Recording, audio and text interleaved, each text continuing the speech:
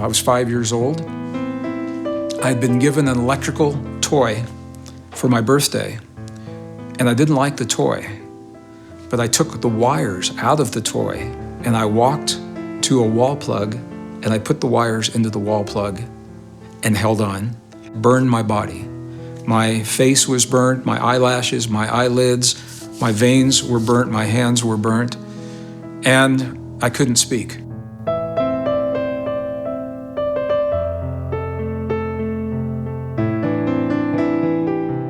And while I was waiting for the medical people to come, there were other people in my room. My mother told me no one was in there, but I could see them. They were people that were helping to heal my body, that were not of this world. Not very old, 6, 8, 9 years. And my grandfather, I asked him, where do our thoughts go when we die? I was just like, I couldn't understand, where does our thoughts go?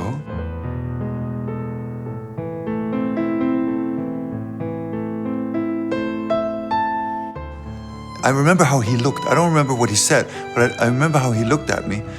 I could see that. Good question.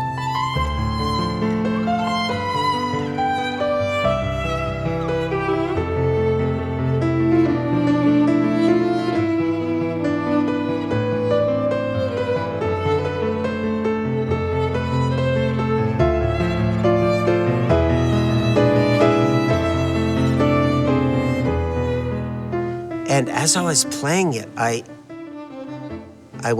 it's like I came out of my body. I went into another period. And I was still playing the piece, but there was a chamber orchestra around me. And this was like a couple of 100 years ago. I remembered playing there.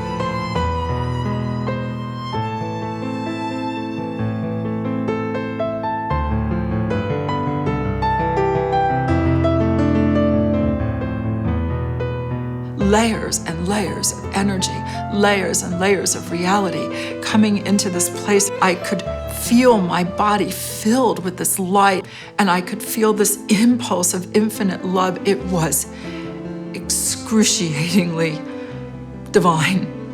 Do you believe in this?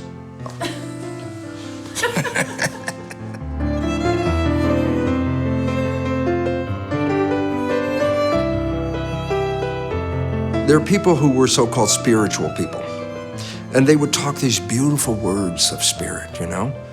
But even as a kid, you could see that they didn't live any of the words. So I really shied away from spirit. I thought that's not true. But science.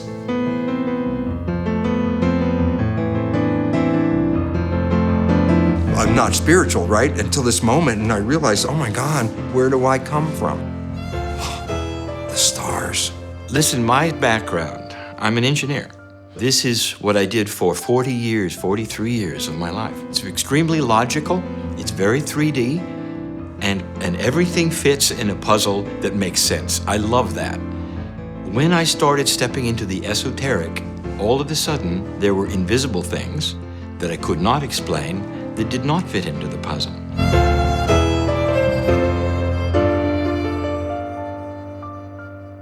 Three years apart, two men 40 years apart in age. Both of them had given the same phrase. There's a magnetic master named Cryon who wants to get a hold of you. It was on the tape. I heard it with my 3D ears. All I could do, and I did it without anybody around, was sit in a chair and say, okay, are you there? And nothing happened, except I cried.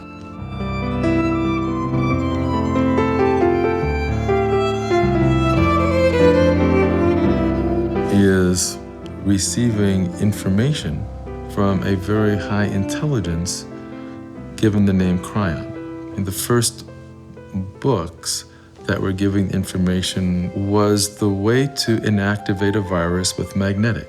And what was amazing to me is that what was written in the book was describing exactly the types of experiments I was doing at USC with the AIDS virus. And that was rather mind-blowing.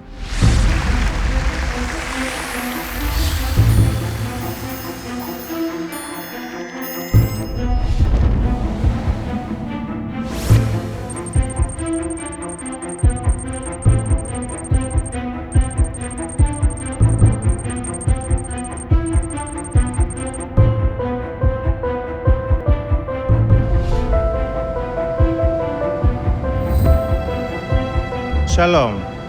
We just completed an incredible 7 days tour all over Israel with an international group of over 300 people from over 35 countries. From Angola, Australia, Austria, Belgium, Brazil, Bulgaria, Canada, Chile, Colombia, Denmark, Ecuador, France, Germany, Ireland, Israel, Italy, Mexico, Netherlands, New Zealand, Nicaragua, Norway, Poland, Portugal, Russia, Singapore, Spain, Switzerland, Thailand, United Kingdom, United Arab Emirates, Uruguay, and the United States. I'd like to call Mr. Lee Carroll.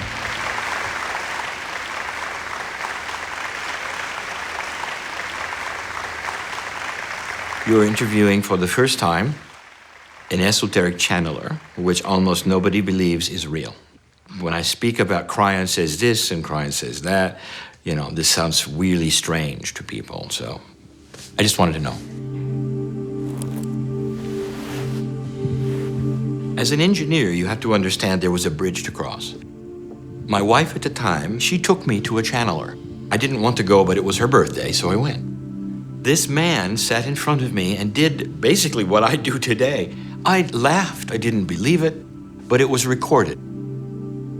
3 years later, she said, there's another guy I want you to see. And I said, no.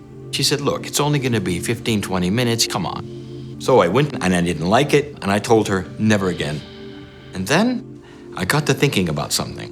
And that is, I heard them both say something that was interesting. They both said the word Cryon. Greetings, dear ones. I'm Cryon of Magnetic Service.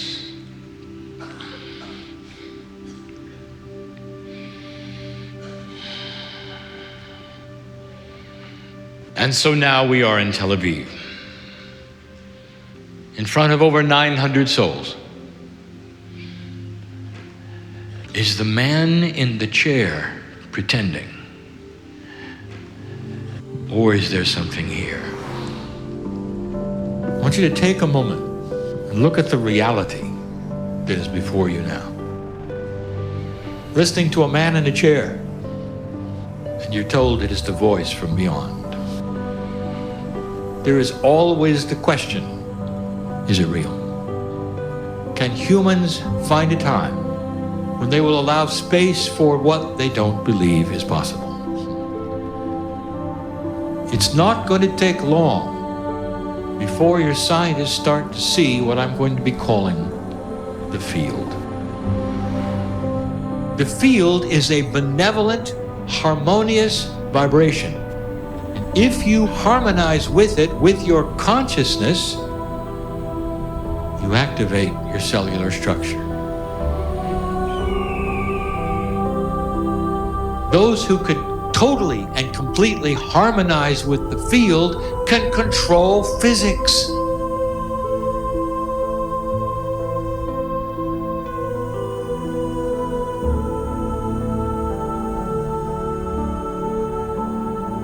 We sit in the southern part of Israel with a view that is amazing. And we're almost at the beginning of the tour. Because that's what we said originally, didn't we? We said to you, no matter what you see in the next few days, look for God inside. Can you do this, really? Really?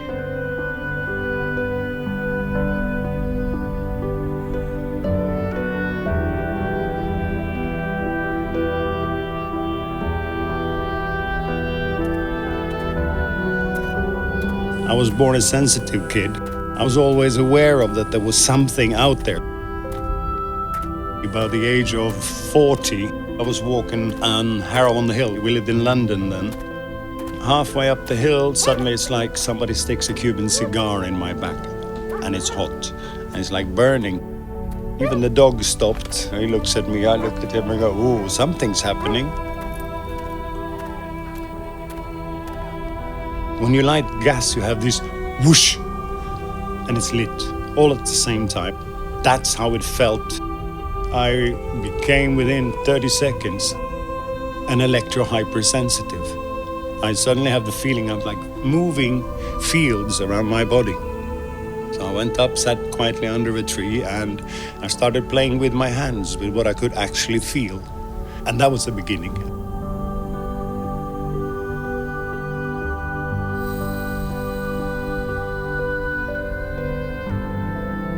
You feel hot, cold, tingling, movement, blood flow. You can be pulled, you can be pushed, you can be affected from hundreds of meters. It is not connected to distance. It's the ether, the field.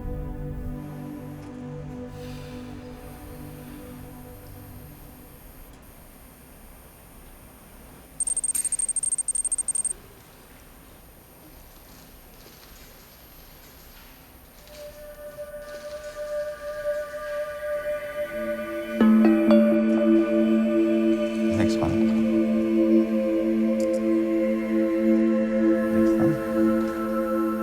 We are emerging from fingers. We all light beings. We all emanate photons all the time. So we are emerging light coming from your fingers in electromagnetic field. I invented this instrument about 20 years ago. This system designed for doctors. They can detect very detailed analysis of human condition. My name is Konstantin Korotkov. I'm scientist, professor in quantum physics, biophysics, Laser physics, atmospheric physics, cosmic physics, medicine, constructing different instruments, more than 200 papers published in peer-reviewed journals, 11 books translated to many languages. So, of course, I was pure materialistic.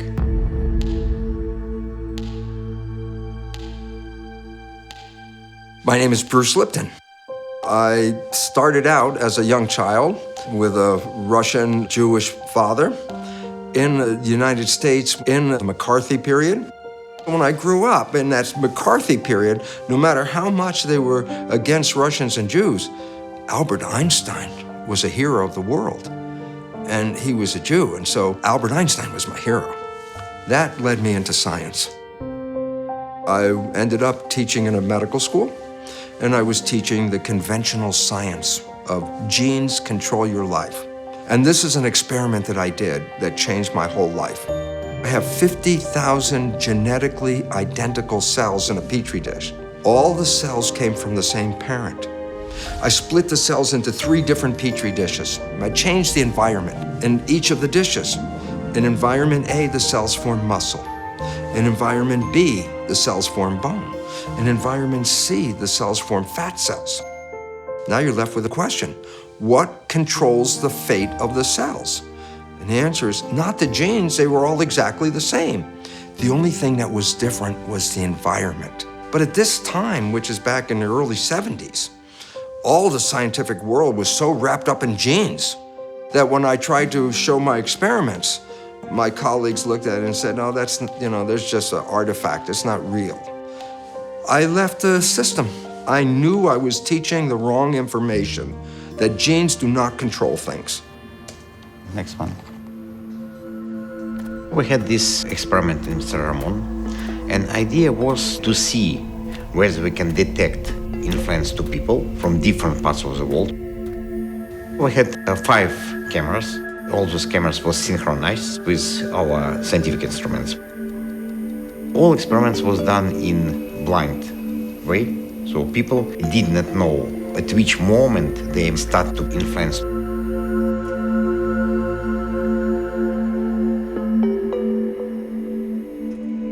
There's layers around the body, and they go from 1 millimeter from the skin and out to a certain field around the body. Between the skin and the edge of that field, there's a lot other more fields.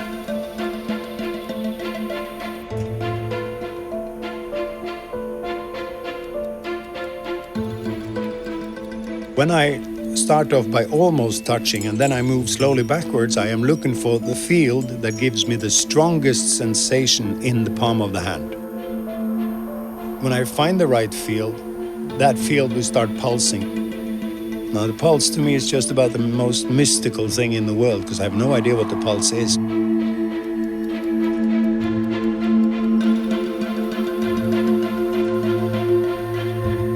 This sensitivity exists in all children up to the age of 3. And then conditioning, and I'm big, you're small. I'm smart, you're stupid. I tell you how the world is. Yeah, but wait, no. I tell you how the world is. What I do, I believe anybody can do. I got 20 years of practice, but you can all do it. There's no mystery here.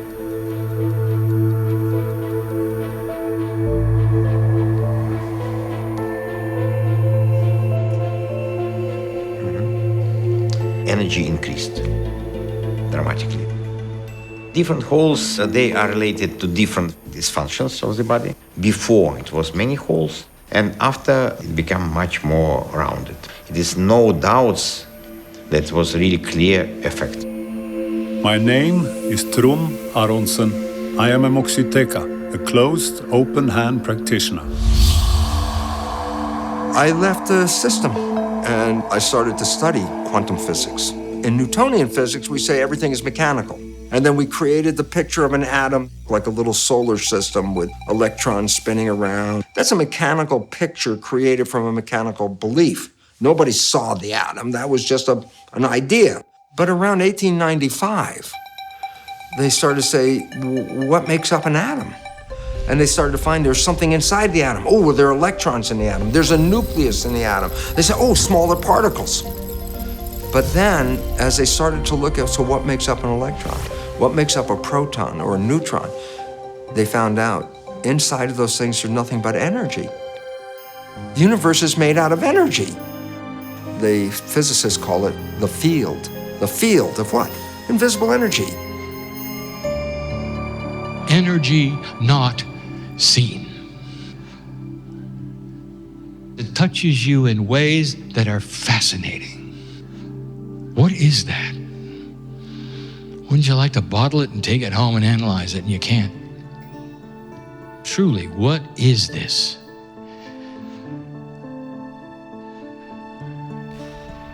Instead of looking and saying, maybe there are missing laws of physics we don't know about. But this is the human propensity. Take what is known, observe what is unknown but there, and place it into the boxes of the known. Even if they don't make sense, even if they're mysterious. Welcome to dark matter. Let me tell you one of the biggest places that you're missing. The place of the physics of consciousness.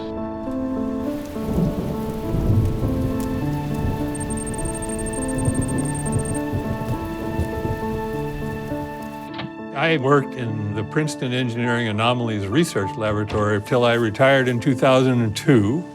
But in 1997, I started the Global Consciousness Project.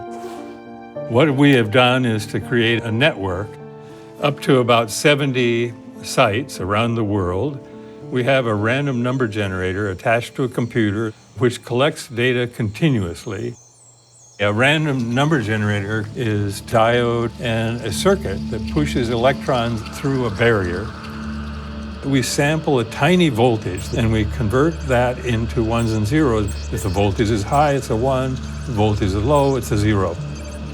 We usually gather every second 200 of those ones and zeros. So we have from many of these random number generators streams of data. We extract the data and draw a cumulative deviation graph. What's expected is for that graph to goes up a little, down a little, and does not have a trend. But when some kind of information being added because of consciousness, we'll see a trend, upward or downward, persistently. There is a correlation between the state of consciousness a person may have and the way these numbers develop. My name is Roger Nelson. I am the creator and the director of the Global Consciousness Project. He's a 5-time New York Times best-selling author, and is internationally renowned as a pioneer in bridging science, spirituality, and human potential. Ladies and gentlemen, גבירותיי ורבותיי, קבלו את גרג בריידן. Elon, my brother. Nice re-RG. Elon and I began putting this program together 15 years ago. It's a beautiful graph. Between 1 and 2, there's a pretty strong trend. It's strong enough that it would be significant. So you have a group who is creating a group consciousness field that's changing the behavior of this random number generator. For 300 years, science has asked the question, is there a field of energy that connects everything? Or is everything separate from everything else? That's the big question.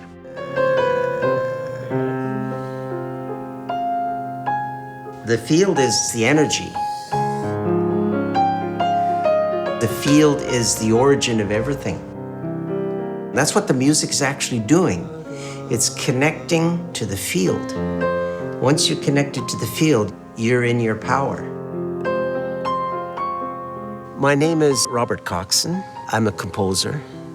And I've actually always done music since I was 1.5.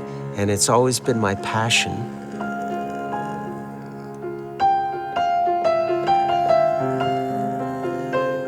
I always believed that when I studied chemistry and geology and biology and physics, that what I was doing was understanding little pieces of a greater power. It's just that people didn't talk about it. So I never separated science from spirituality. I asked the question, rather than separating science from spirituality, what if we marry these two great ways of knowing? I am a very stubborn man. The stubbornness comes from years of logic. I believe what I see. I have to find out. I have to know. So I sat down in the chair. I was alone. That is why there was only one avenue that would touch me, and that's my heart. I had such emotion, feeling of benevolence and caring and love I never had. And I realized there's something there. It is real. You still question it.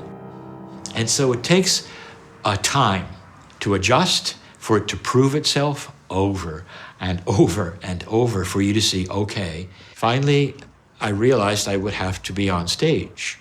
That was almost death for me. The first time, it was only for 10 or 15 people. And I had to change shirts on the break. I was sweating so much. Oh, it was awful. I said, this is not for me. I don't want to do this. It's not me. What Cryan said is, use your life in Greece when you were an orator, one who spoke elegantly.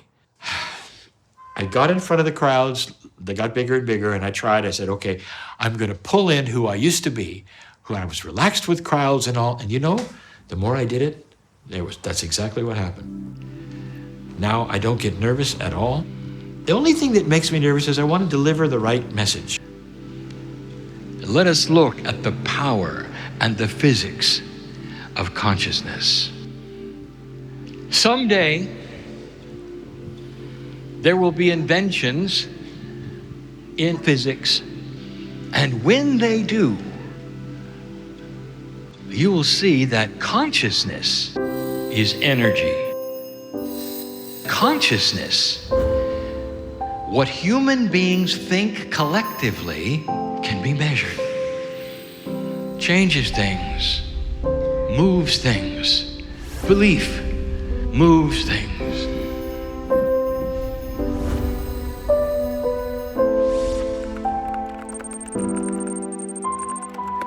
My name is Lynn McTaggart. I am an international award-winning author and journalist, and I've written 7 books. 4 of them have been about science and spirituality. Hi, everybody.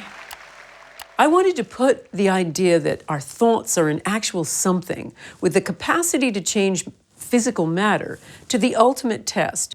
And I wasn't really sure this was going to work. The idea was to see whether it's possible to detect change of parameters of water under the influence of collective intention from other parts of the world. This is our setup in St. Petersburg, Russia. The water sensor is our little bottle of water right there. Bottle of water with sensor. We apply very short electrical impulses to water. And we're measuring response of water, conductivity of water, pH of water, negative potential of water. So it's a combination of different parameters. I developed a special sensor, Sputnik. This sensor can respond to human consciousness. We're measuring distribution of standing electromagnetic waves in field. So it's physics. In simple words, we are measuring condition of space depending on amount of negative ions, positive ions, interrelation between them, and of course radioactivity as well, plus geomagnetic field. I turned on this measurement in totally automatic mode and I left the room. So I closed the door. So I didn't know at which moment they make this influence. In Miami it was daytime, in St. Petersburg it was practically midnight. Are we ready? Okay. A deep breath in and a deep breath out. Deep breath in. Visualize that bottle of water. See yourself connecting with it. See your mind traveling all the way over to St. Petersburg and sending attention to that water.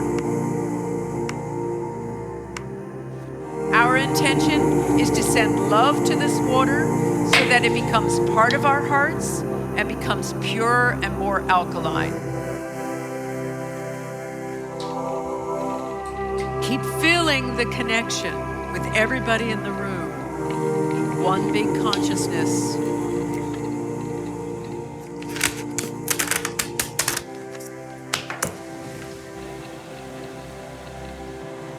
And in your own time, come on back into the room.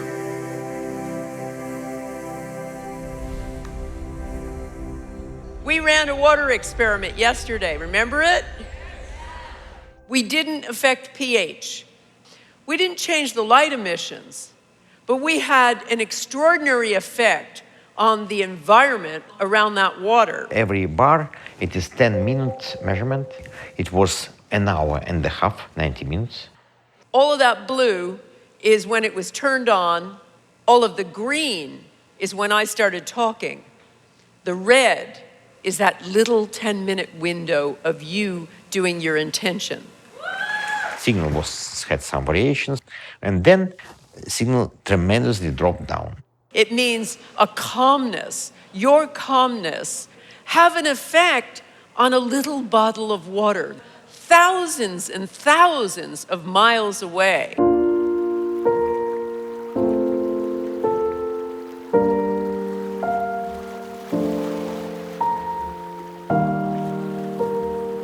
This threshold opens a door in what you have called the field, where there is no time, there is no space, there is not a place, it just is.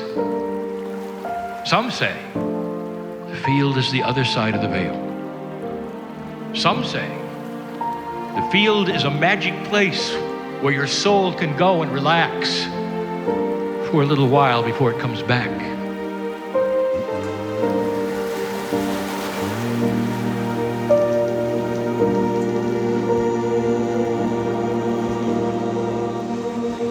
Just keep holding the tone.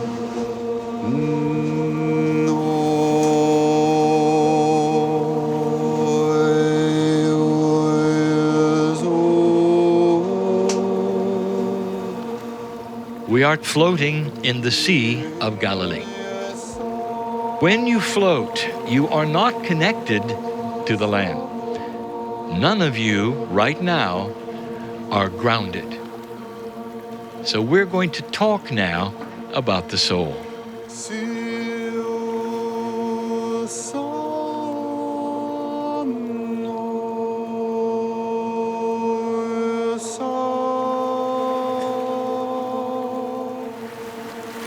Dear ones, you never die. This is not a New Age belief.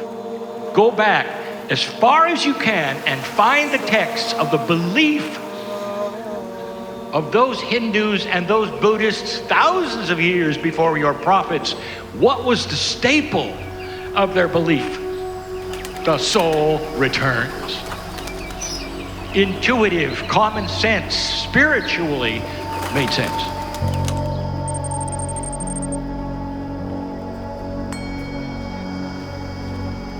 Me and my twin brother, Hemant Kumar Bhaduri, he is an astrologer and also practice the purest form of the Tantra.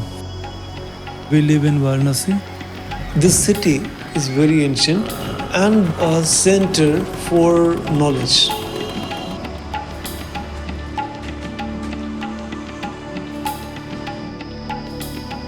We have collection of 80,000 books and manuscripts in our house that collected by my grandfather. Tantra, yoga, astrology, Ayurveda and philosophy. Also alchemy in these books. Some of them are really very old, more than 1,000 years.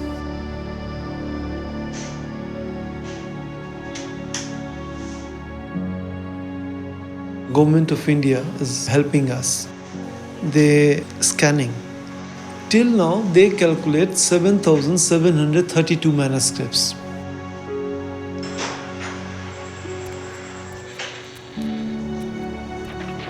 My grandfather, when he was 21 years old, he left everything and started his spiritual life.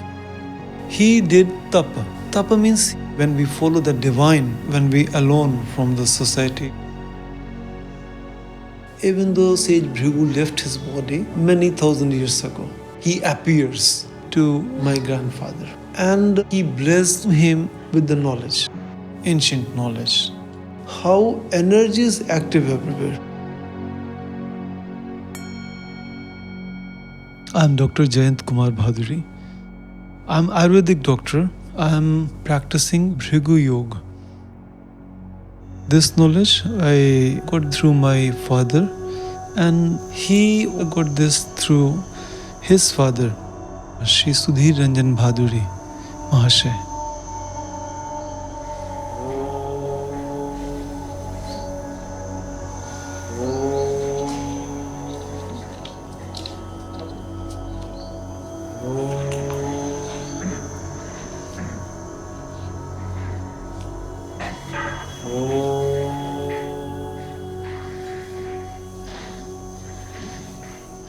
According to Indian philosophy, soul is observer, inside.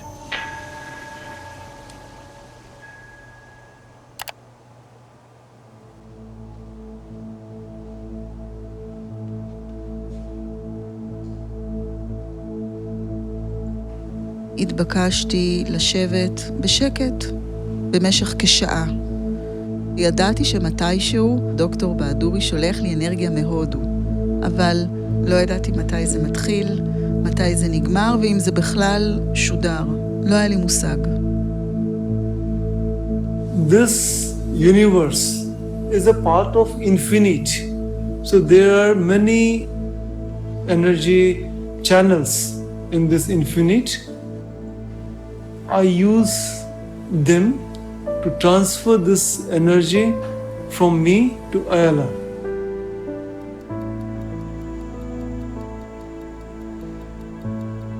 We believe that everything is one. So this one active and activate all energy channels in one form. So Ayala is not separate with me. I feel that she is very near to me.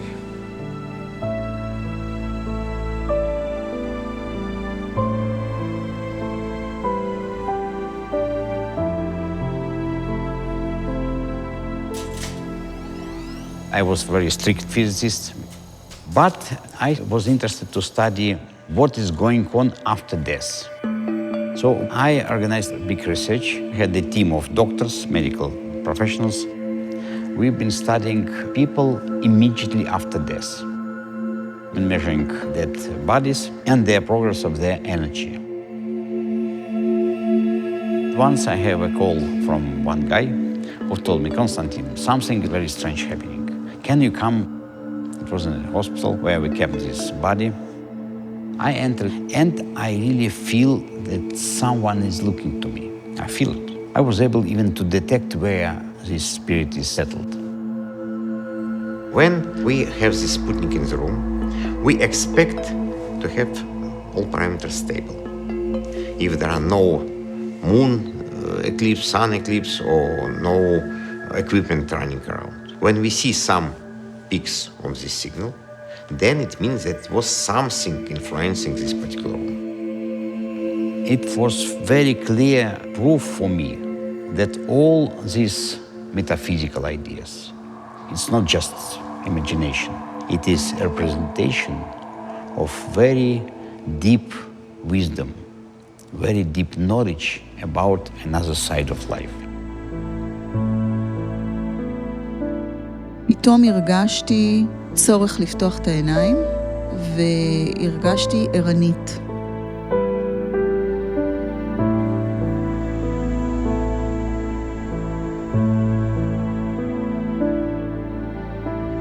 This is measurement from random generator, and this measurement from Sputnik. As we had time code on both graphs, we were able to see that when he finished, we had this strong peak on both graphs.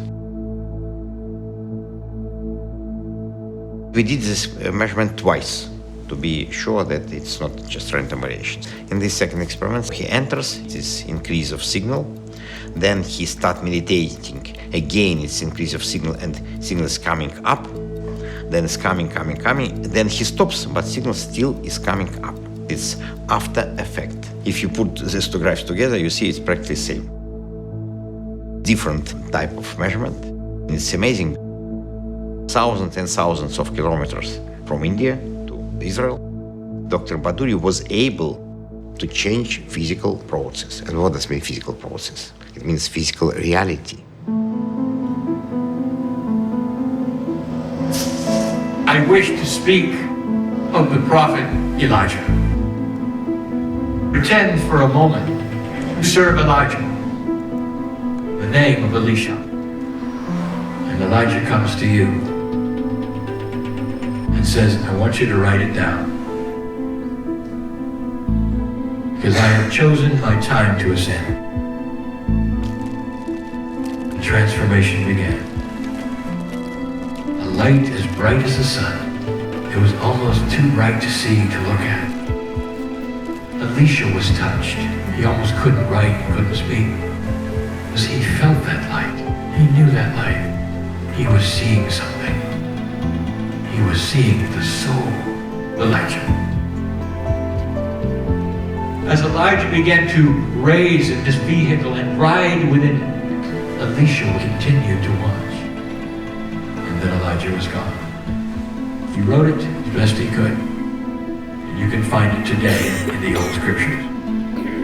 First human who got to see the higher self. That's what the higher self looks like. If you could see what's in you,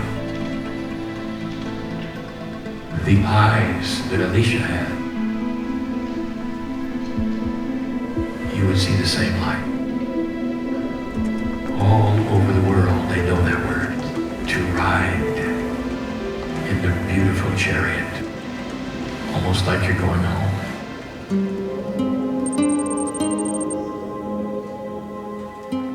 I've waited a long time to sit where it happened.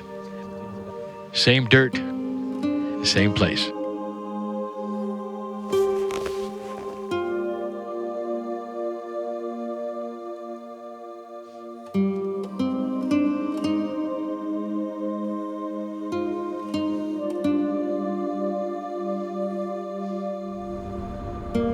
All Elijah saw was light. And yet now we tell you this is simply the DNA field fully activated. There's a field around you. It's a DNA field. It's a consciousness field. It is not your brain. Consciousness is not biology. It is the quantum portion of the DNA. The 90% that is not understood by science is the quantum portion.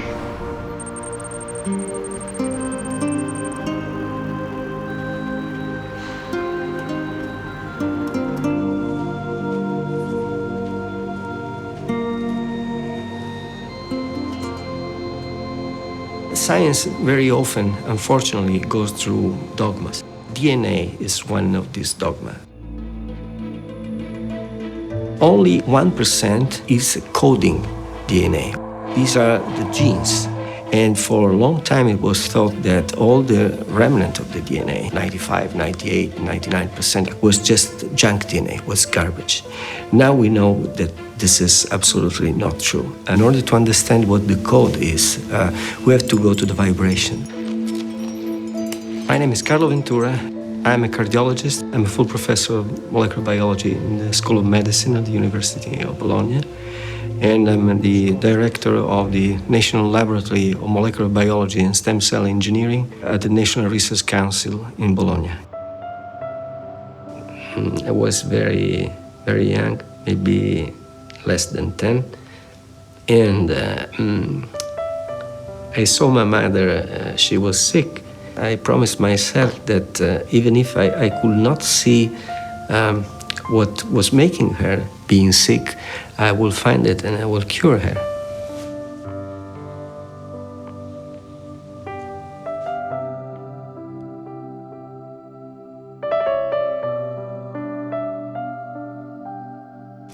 Then I decided to become a doctor. Since I was a kid, I was fascinated by playing with the invisible. Playing with the invisible means playing with information, playing with energies, playing with forces. These forces, they have intelligence. Isaac Newton didn't put God or invisible forces or spirit. He just measured physical things. So the body, being a part of a mechanical universe, is a machine. So how do you understand how the machine works? Take it apart, study the pieces. So they were taking apart the body. They found there were cells. And then they took the cells apart and they found that cells are made out of protein. And the question is, who makes proteins? It was in 1944 that the first study revealed that if you took DNA from one species and put it into a bacterial culture of a different species, the bacterial culture would start to resemble the bacteria where the DNA came from. So then they said, well, the DNA makes the protein. The next question is, who makes the DNA? Well, this is where science got screwed up. DNA is a double helix. In an experiment, they separated the double helix, so I have two single helices. And they put those into a solution of building blocks. And they pulled it out, and it was a double helix again. The answer is clear. DNA makes itself, and DNA makes the proteins. The end of the search. Once they found the DNA was important, they threw away the protein. Well, they threw out the control. The control was in the protein. And proteins respond to environmental signals. Inside the dark area, which is the nucleus, you have 2 meters of DNA. Each folding, each loop of the DNA, that has a vibrational code, it has an electromagnetic emission. It's like flying, it's continuously vibrating. Nothing is stable. Our genes working as a symphony, and that's the symphony of life.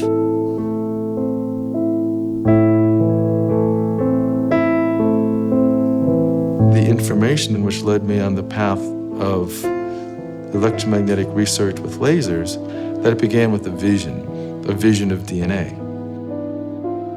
The vision that I had was that DNA is more than just physical chemistry. The information that was profound was that the structure of DNA, coils within coils, DNA was also creating electromagnetic frequency information, and that the DNA in the body was communicating with each other instantaneously like radios. The critical information was that by sending electromagnetic frequency information, we could literally vibrate DNA, instruct DNA, give it the information either for sick cells to become healthy or old cells to become young. You have hundreds of thousands of molecules. They can exchange vibrations across these cables, all over around the field. It's one field. This is chemistry, but it's a kind of dancing chemistry, and you can talk to this chemistry with physics.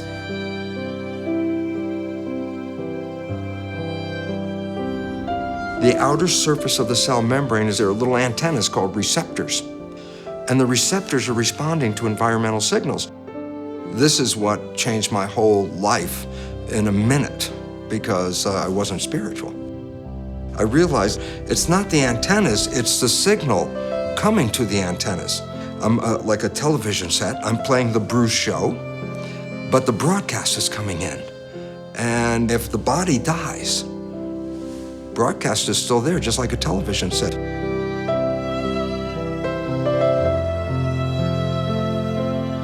I'm Dr. Tadovakaitis. I am a medical doctor. My highest level training was as a specialist in pulmonary and intensive care medicine. And with that background, I began to study laser biophysics and the ways that lasers interact with biology.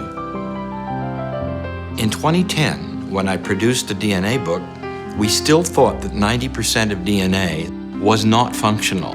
They called it junk DNA. It was only in 2012, I think, that they discovered what it did. And it does what Cryan said it did in Cryan Book 10. The field is a sub-reality that contains the potentials of everything that exists. The potentials of the future. Precognition is simply the identification of what is already there. It's just not the time for it yet, but it exists. It becomes a little bit difficult to understand the nature of such an intelligence, Cryan. But the information provided is particularly scientific. And I've been with Lee all over the world. I've seen this phenomenon time and time again. It is our ability to tune our hearts and minds into an energetic field in a way that allows information to be conveyed from one realm to the next. You can pull that information from the field. Intuition means you've tapped into the knowledge that has been stored in that field. The really good pieces, I don't feel that I'm writing them. And if I look at my CDs, and the most magical pieces on there, I have a very hard time saying, I, Robert Coxon, wrote that. It's coming through.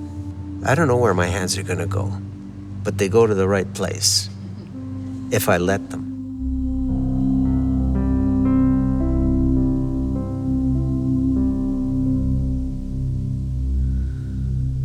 I love the idea of setting the empty chair. The chair is filled.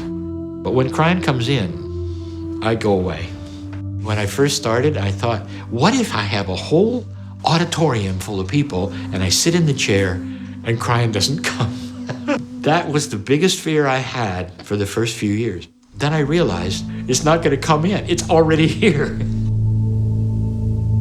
No angels are separate from the one God. We put them there. Cryan says, you've called me a name because that makes you comfortable.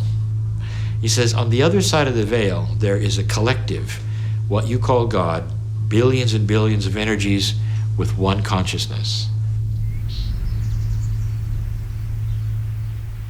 We sit on the Mount of Beatitudes. You might hear the wind blowing in the background. Here is a statement. I am that I am. These two words together, you have to group them. The statement is very clear. I am part of the creative source, a piece of God. Now I ask you, who are you? Really? As you sit there, who are you?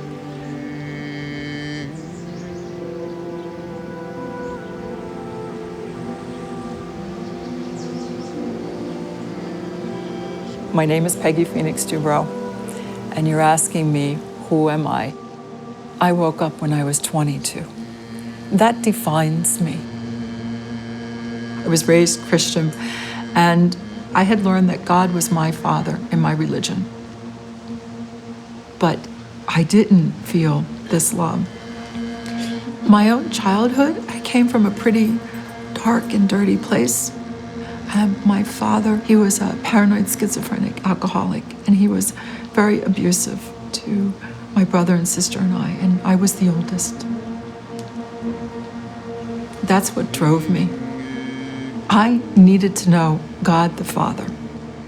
So I sat quietly in the living room and I wrote, I want to remember God in every cell of my body, in this time, in this place, in this moment.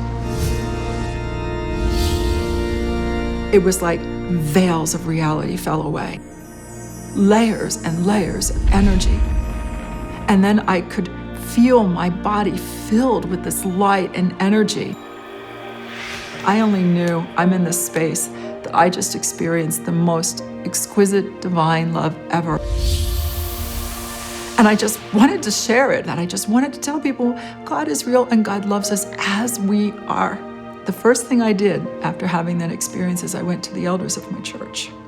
The elders of the church said, we know who you are. We know where you live. We know what your life is like. You're dirty. Why would God talk to you? There was just no way. So I went quiet, and then I began to study. 15 years in deep study. And then I had a second experience. And this light structure started to radiate out, and the structure of the lattice showed itself. So it's fibers of light and energy. It's an extension of our sympathetic and parasympathetic nervous system that has feedback loops, infinity feedback loops that radiate. It is a system in our energy anatomy, like an energetic skin. And I started to see the lattice in people's energy fields. I've learned how to read the fibers of light and energy and what they have to say. We are light.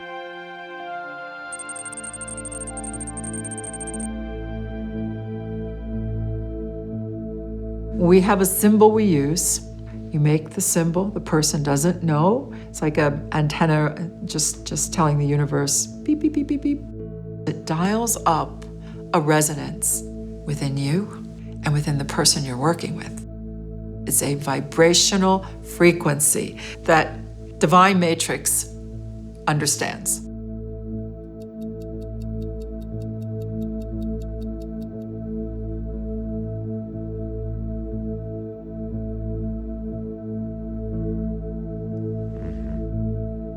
This is interesting that it was big jump of parameters, very unexpected jump. But as we had time code on the cameras, it was found that at this particular moment, this lady Tamar, she put her hand to her heart.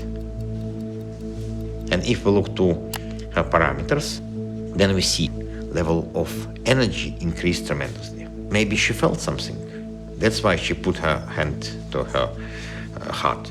Distance does not matter. I'm not a scientist, I don't understand all this. I know that principles of it make me feel good. There's a scientific study by a man called Cleve Baxter. He took cells from a human, put them in a petri dish, and moved them 40 miles away. They began to show powerful images to the person that had donated the cells. Graphic images of war, destruction, comedy, humor, sexual images, anything to elicit a genuine emotional response. The instant that the person had the emotion, his cells acted as if they were still in his body having the same emotion. The cells 40 miles away show the electrical activity of that response. What's the point? This person's cells are connected to this person, but they're 40 miles away. How did the information reach, or did it? And the answer is, it didn't have to travel. The field is holographic. And what that means is what happens in one part of the field influences other parts of the field in the same instant. And this is deeply, deeply profound. Our thoughts are not contained in our head. Our thoughts are broadcast to the field. If I put wires on your head, that's called EEG, electroencephalograph, I can read your brain. But there's a new technology called magnetoencephalograph. The probe doesn't touch the head. The probe is out here. I'm reading your brain activity from out here. Point? Your brain activity is being broadcast. What is a thought? Thought is a frequency. A thought emits a vibration. From the most primitive organism all the way up to humans, all of us communicate by vibration. How does an amoeba know to go to the right place and not go to the wrong place? Vibes. For every light frequency, there's a corresponding sound frequency. For every sound frequency, there's a corresponding light frequency. Every atom has its own vibrational frequency. We are a field of vibration. We are also photons. It is light. Thought is a particle of light. We can measure it. There was an experiment conducted by a physicist named Bell. You have a photon that splits to two, and they're so far apart that a signal cannot go from one to the other without going faster than light. So the question was, if they could communicate instantly, that would mean that communication faster than the speed of light is possible if there is entanglement of the waveform. And when the experiment was done, what they discovered very interestingly was that the particles can communicate faster than light. Much as photons communicating, you can view consciousness as also having wave characteristics, which means in consciousness, we can communicate and perceive anywhere throughout the entire universe. So if thought can be measured as a wave function, as a particle of light, what does light travel? 7 times around the planet in 1 second. So can a thought travel like that?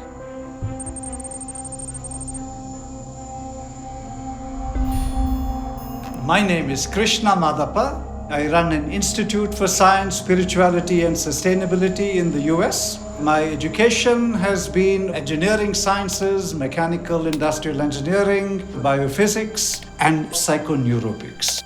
That has led me to deeper understanding into the sciences of light.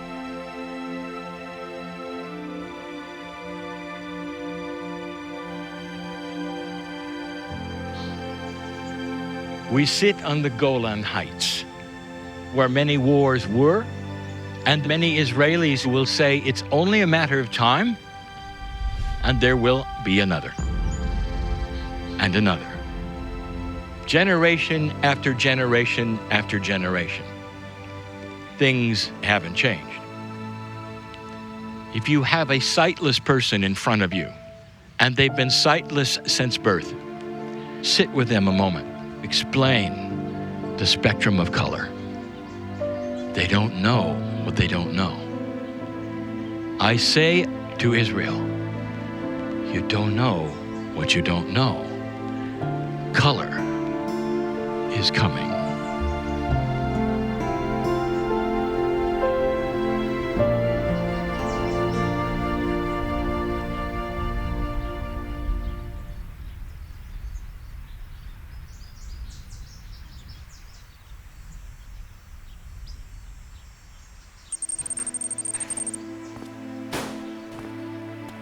When I was 3 years old, I was kind of drug off to our local community church. I can remember my little feet hanging over the pews. The minister was up there with a sermon talking about a vengeful God. I was looking around at the big people all standing up and doing their things. I had this deep insight at that moment. Wait a minute, you can't be believing this. This was utter nonsense. I grew up in a small farming community, and my grandfather was the mechanic for the community. He fixed all the tractors and cars, and I would spend a lot of time hanging out with him. So I developed very early on a natural curiosity for how things work. What are radio waves and electricity? I was never satisfied with our explanations of what is an electric field or what is a magnetic field. as I then went to college and became an electrical engineer and worked for Motorola, fixing high-level communication systems. That really didn't feel like it was my path. Something was just missing. Another sports car in the driveway wasn't going to do it. There was still that deeper hole, something that I was really here to help humanity.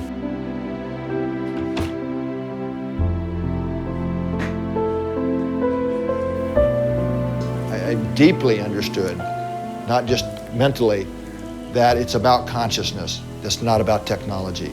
Technology is not going to solve the world's problems until consciousness shifts. I'm Dr. Roland McCready. I am Director of Research at the HeartMath Institute. We sent a number of these devices to Israel. A number of people wore them at the same time, so we could see how their nervous system responded to these different activities, whether it was meditating, singing, being in parts of channeling sessions, and so on.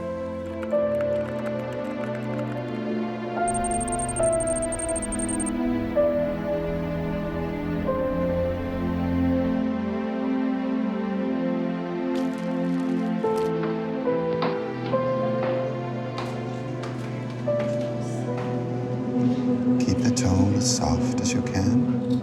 You just keep the tone going and listen to the others as if we were one voice, as if we were all one voice, very softly.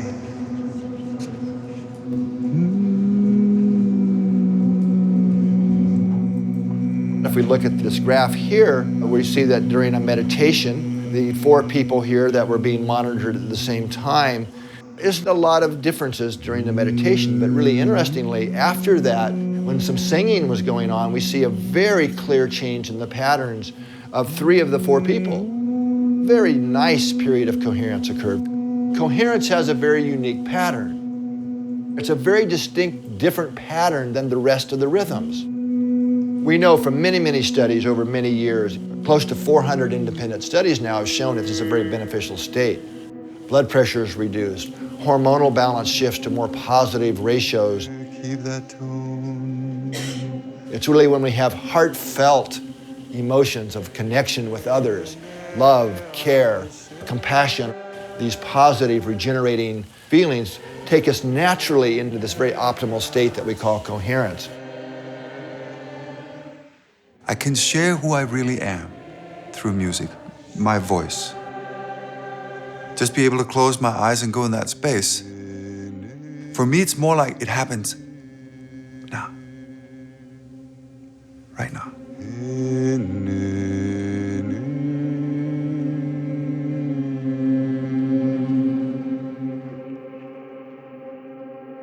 When I sing, that's when I pray.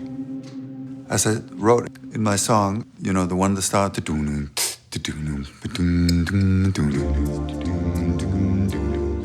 Something's going on that I can't explain.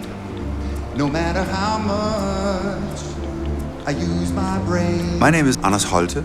I'm from Denmark. My education was as a classical singer and conductor. My work changed completely direction. 1991, I had a professor. She devoted her life to voice work with people. One evening, just all of a sudden gave me a book.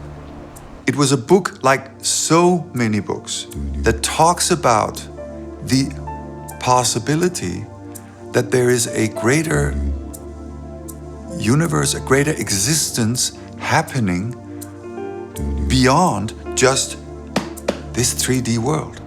And I was reading this and I was crying and crying and crying and crying because it touched a point in me as if someone had recognized me. Oh, there is this option. I can feel this again. Oh yeah. And when I was singing, I began to realize much more clearly what is going on when I do that. I had always loved it, but the consciousness was the difference. 'Cause when I sing, that's when I pray. Again. Oh, right.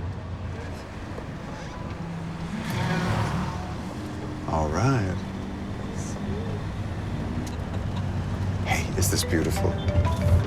is John. John. Where are you? Good question. We're in the field. This is John. We found our scientist. How cool is that? So I think we can...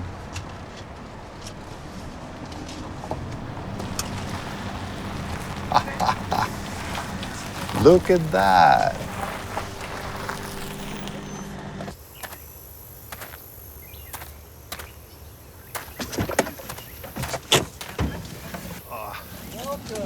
Oh, thank you.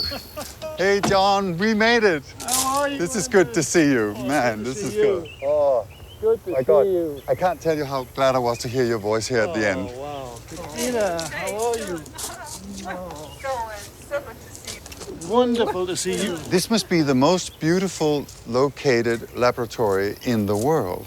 I don't know about that, but it's certainly a beautiful spot, isn't it? Oh my Wow. God. I'm looking forward. This is fantastic. It all started back at the Great Pyramid in 1997. 3 weeks before I was due to go out to Egypt, I severely injured my lower back. I thought I would have to cancel the whole mission, but somehow I managed to get into the pyramid. Other people carried the equipment. The experiment that was designed was to make visible the resonances in the sarcophagus. I set up the experiment, then I stretched PVC membrane across the open top of the sarcophagus. Then I sprinkled sand on the membrane, and when we switched on the sound, this is just pure tones, electronically created tones. A whole range of ancient Egyptian hieroglyphs started to appear in the sand. First one was the hieroglyph for backbone, or spinal column. It was writhing about like a snake. Antiquities inspector, he was like, "How you do that? How you do that?"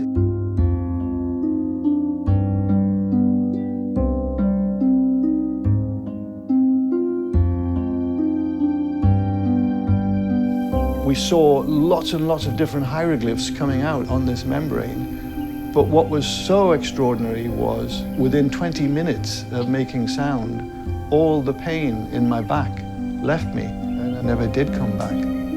It's an extraordinary moment in my life that changed my life forever. My name is John Stuart Reid, and I'm an acoustic physics researcher.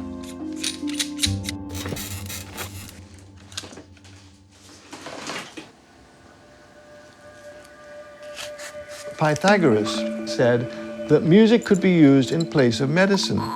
It got my attention, and I thought there must be some experiments that could be conducted where we can carefully measure the response of music to some sort of healing situation. The first experiment that I conceived of was using blood.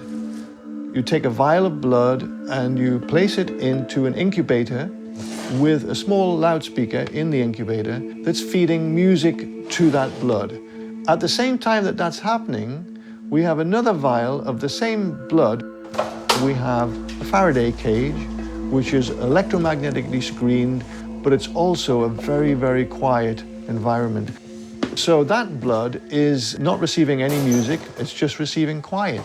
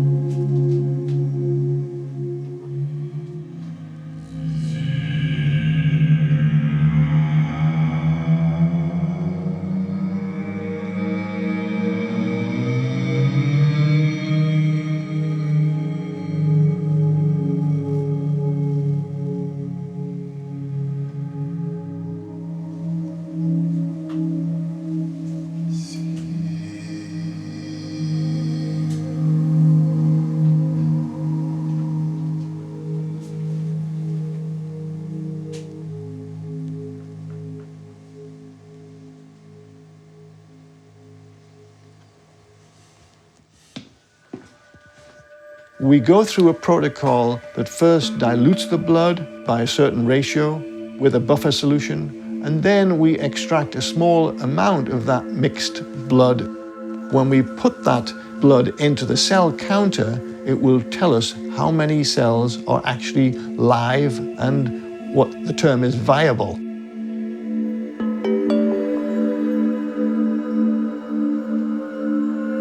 The cells in the Faraday cage have not fared very well at all. Mostly dead. But if the cells are dead, that means that the cells from the tube that got exposed to my voice, they'll be dead too. I mean, it's the same blood. I think we should probably repeat that though and see if we get the same result. Let's try counting the cells.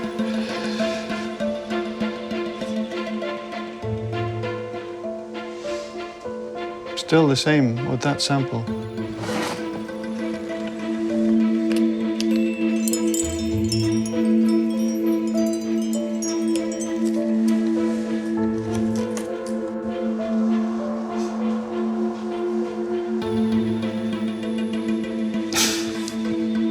I hope you can see this. Dilute the sample. More cells alive than the cell counter can count. That's a huge difference between the music and the quiet. Is that true? Well, look. But this is amazing. So I think we should repeat and see if we get the same result. Another. Above the range that it can count, cells that are transiting towards being dead have been actually re-enlivened to the extent that so many of them are now alive. It's really wonderful. An amazing result. Absolutely amazing. When we have a heartbeat, it creates a pressure wave, and that allows the hemoglobin molecules take in some oxygen from the blood. The low frequencies from Anders' voice are creating the similar sort of pressure waves that allows the blood to uptake the oxygen. People say, okay, Bruce, you're studying cells in a plastic petri dish. What does that have to do with me? It doesn't make a difference to the cell if it's in a plastic dish or a skin dish. It still responds to environmental signals. So the environment is controlling the cells. But between the environment and the cells is the mind, and that does interpretation. If you open your eyes and see someone you love, your mind interprets love, and you release beautiful chemicals. Dopamine for pleasure, oxytocin for bonding. If I take the chemicals from brain that perceives love and put them into a plastic petri dish, the cells grow beautifully. If I take the chemicals from a brain that perceives fear, the cells stop growing and they start dying.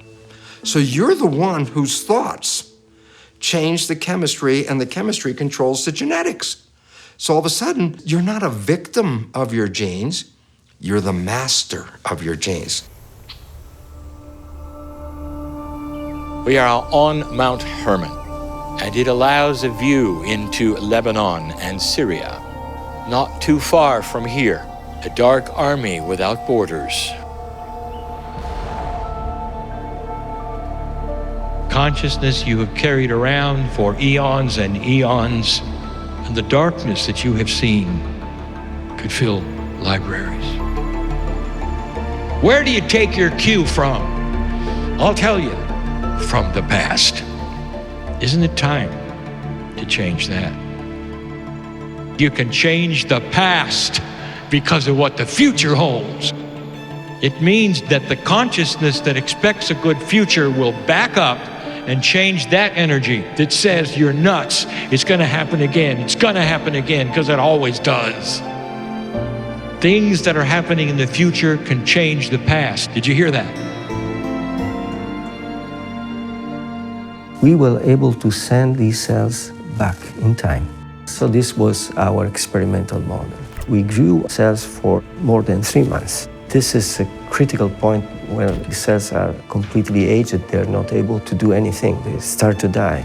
we found is that exposing our stem cells to radioelectric field, we were able to send these cells back in time. And the cells started to proliferate again and to differentiate again. That means making our cells baby again. It's like a time machine. Sound, magnetic field, light are all diffusive energies. They can pass through the bodies. Our work has involved creating a new type of laser technology. We can take the waves that start out coherently and redefine their movement such that the waves are now exactly out of phase. And when we do that and combine the waves together, the wave patterns cancel each other out. So we've created a new form that you could almost call invisible light. When the laser is constructed in this form, it goes much more deeply than ordinary laser. Instead of stopping at the skin, we can go deep into tissue. Our earliest experiments particularly involved working with HIV. In studies done at the University of Southern California, we completely removed the virus with no harmful effect upon the cell. Our work in Africa has taken that further, creating a combination of nutrition plus waves with extremely good results. Our most impressive case, a patient from South Africa who had virtually no immune system left, a normal CD4 count, under 200 is AIDS, and this patient started at a level of 23. 6 months later, there was no detectable virus. Following him for 5 years, his immune system recovered to a high normal 1100. The viral load was undetectable at that point.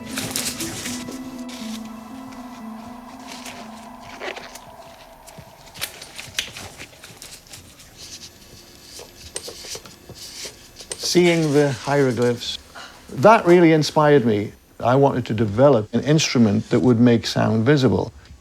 Ultimately, I developed the Cymoscope instrument, which uses a very small volume of water that is exquisitely sensitive to vibration.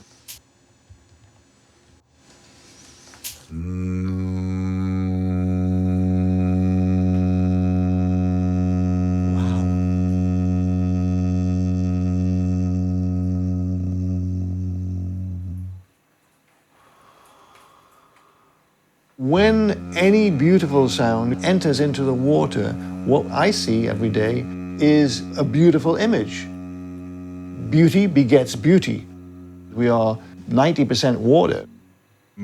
Think about the membranes around every cell in our bodies receiving a beautiful pattern, a harmonious pattern. Those cells are all going to be beautifully massaged and feeling, wow, we're being supported here.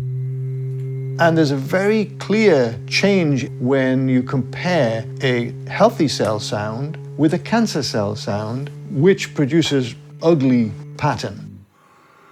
So it's a whole new science. Yes, it is.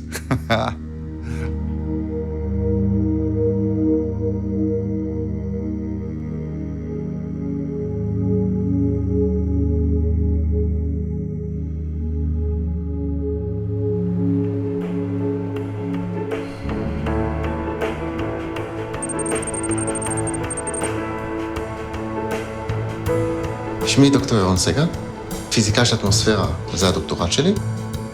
ב-2001 נולד לנו בן שני, ליר, יהיה לו דלקות בעיניים, שחיקה על הקרנית של העין.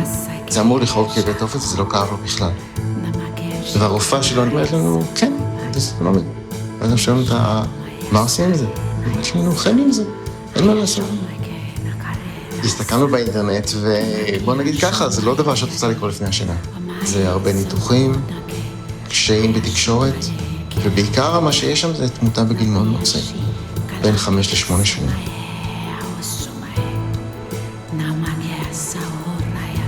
אנחנו קוראים לו שודו, בתור כינוי.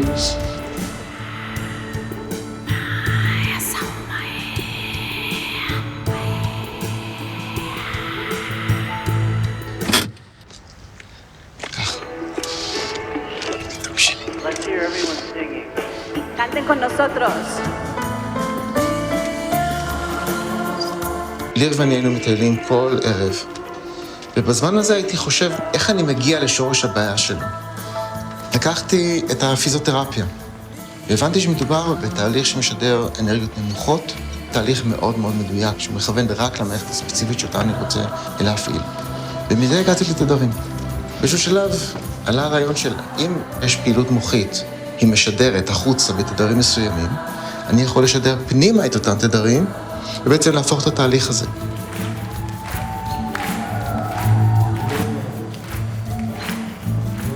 אז אם מערכת מסוימת משדרת בתדר מסוים, אם אני אשדר לה את התדר הזה, היא תחשוב שהיא עבדה, ואז היא תעשה את כל הפעולות שהיא עושה באופן טבעי, על מנת לשקם את עצמה, לחדש את עצמה.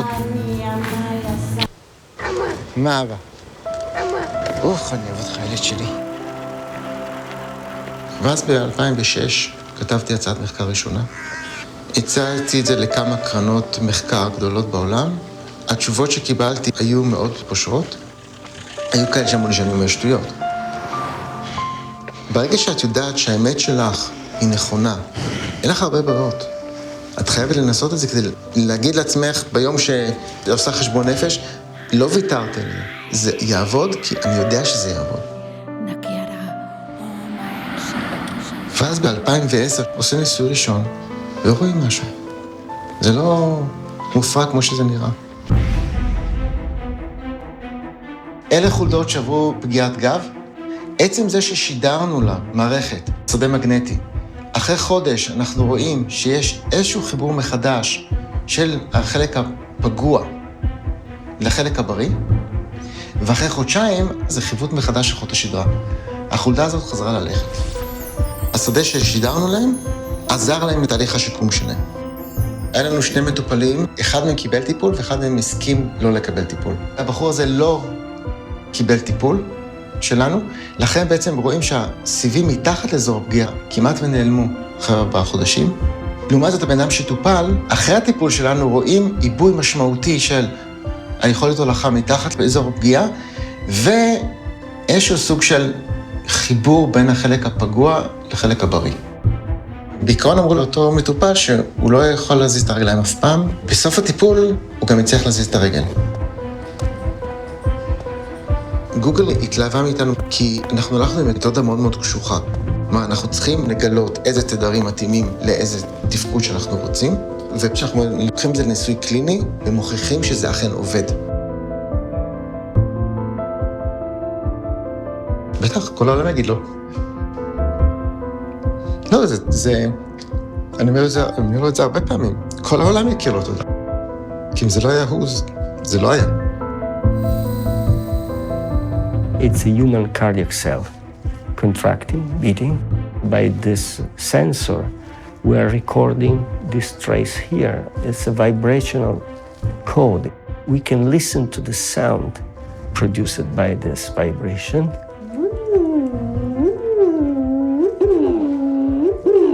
When this sound was given to non-differentiated human stem cell, after 2 weeks, the cells transformed into beating myocardial cell.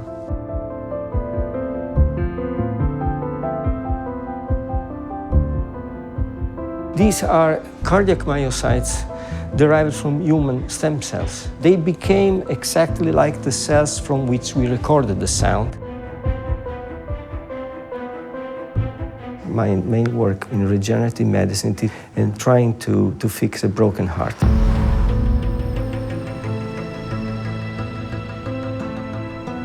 You see, the field is all around you. Field wants harmony. And what that truly means is that unbalance in your chemistry will result from unbalance in your personality. You've heard everything that I have had to say about the beauty of compassion and what compassionate action means, and you listen and you listen. There are those who said, well, I'd like to harmonize, but I've had a whole life of a habit. This is just the way I work. So right behind your forehead is a lump of brain called prefrontal cortex. This is the conscious mind. The conscious mind has wishes, desires, aspirations. What do you want from your life? Creative.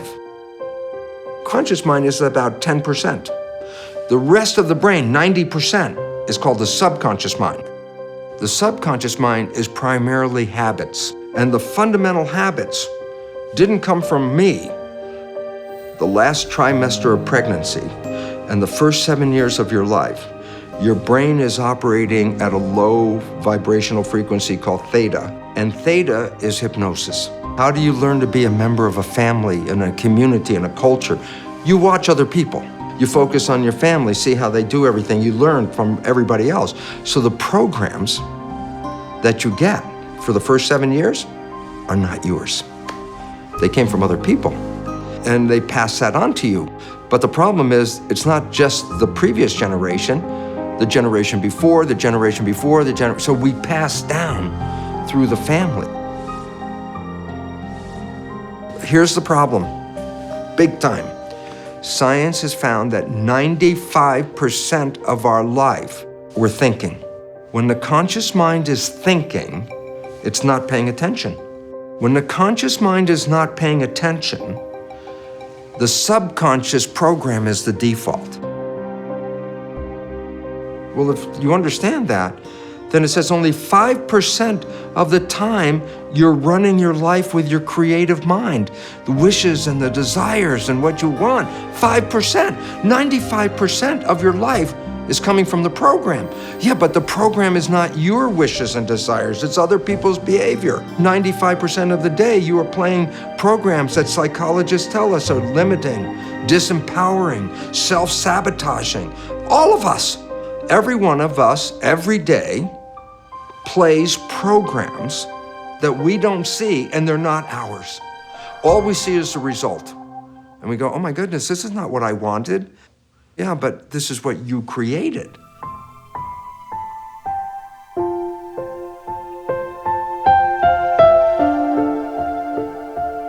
This is something that changed my life. I was playing in a hotel and playing all that dance music, the things that everyone plays. I was really depressed. Where am I going to go from here, playing another hotel? How can I help people? I came home and I hugged the big maple tree in our front yard. And I asked that tree, how come you are so powerful, you're so tall, majestic, and beautiful? And this wasn't a thought.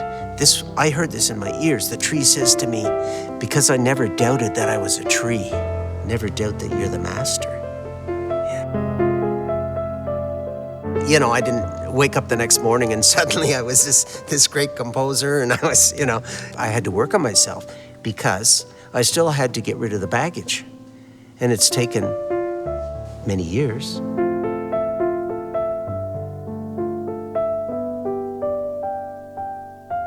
How we limit ourselves. Oh, I'm too short for this. I'm a woman, I'm not a man. No, if you say something great about yourself, you're recognizing the God within, and that's so important.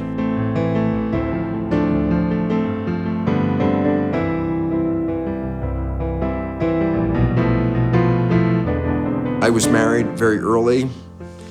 I was too young. It didn't work out. I was there 10 years, and at one point it's like, out.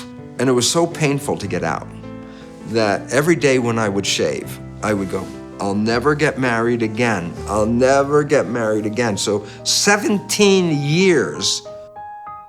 Then I ended up meeting my partner, Margaret. Every time we'd go on a date, I would say, if you're looking for a relationship, it's not me. But if we have a good time today, then we'll probably go out tomorrow. At some point, we both started living day by day. We're living in the honeymoon, life is beautiful, everything is great, heaven on earth, and I'm thinking about going to do my job. She comes up and asks me a simple, loving question. And I turn around and go, blah, blah, blah. And she looks at me and goes, who are you? I didn't see what I did, it was automatic. Oh, yeah, I was doing my father. Oh, no, I was doing my mother. Oh, no, I could see it. Both of us, knowing about the subconscious, not getting into arguments about it, we both started to understand we could change these behaviors. I've been living with Margaret in a honeymoon state for 18 years. Not just that my relationship is beautiful, my life has become beautiful.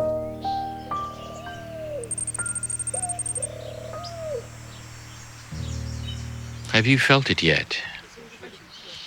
The profundity of this trip. It's just another tourist area, right? You're going to remember this time. If you look at humanity, you haven't learned the basic. Hatred begats hatred.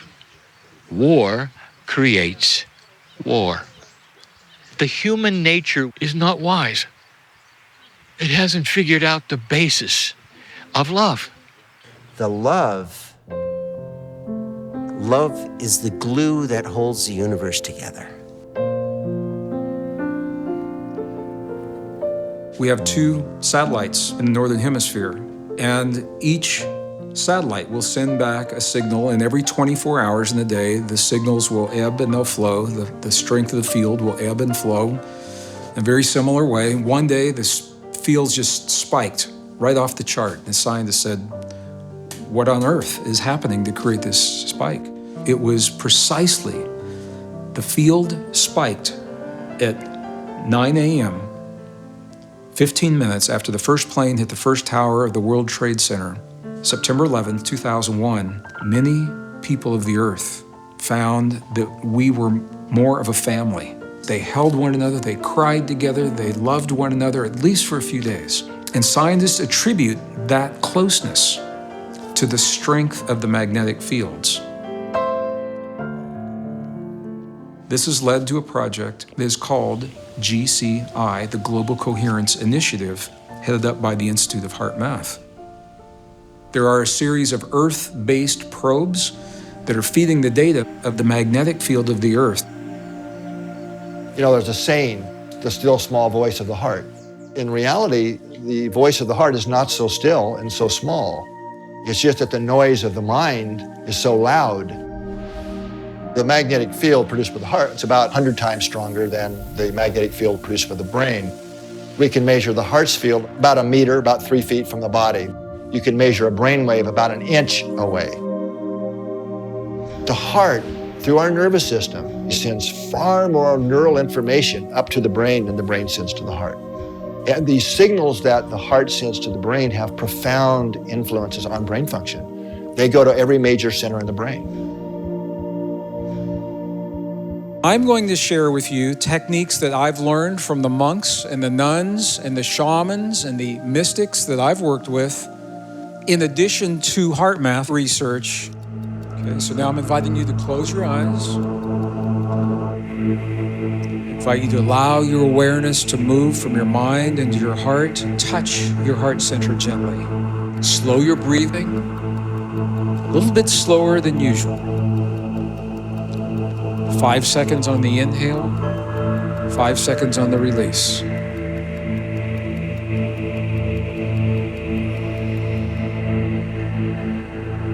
Five seconds on the inhale. Pause. 5 seconds release. You're creating a very, very sacred space in your body. It's the connection between your heart and your brain.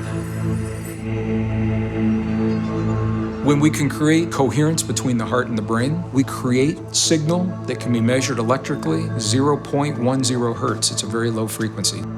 When we get coherent, physiological, lots of things we can measure how the heart and brain are becoming more synchronized, but we're also accessing intuition. When we are in optimum coherence, we are connected to the magnetic field of the earth. So we don't necessarily have to go to quantum effects and all of this. We all live within a magnetic field here on Earth. Our heart's magnetic fields are coupled to the Earth's magnetic field, and it's the big carrier wave. We're doing some innovative experiments to ask that question and prove it. So one of the first studies in California, Some of the volunteers were in the southern part of the state, some in central, some in north, and they were going about their normal lives for 30 days.